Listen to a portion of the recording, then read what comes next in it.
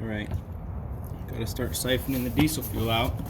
Don't want to suck on that hose with my mouth, so I've got a hole in the top of this Gatorade bottle. Gonna give us some suction. And there we go. Get our siphon going. It didn't consume any diesel fuel. And we're rolling.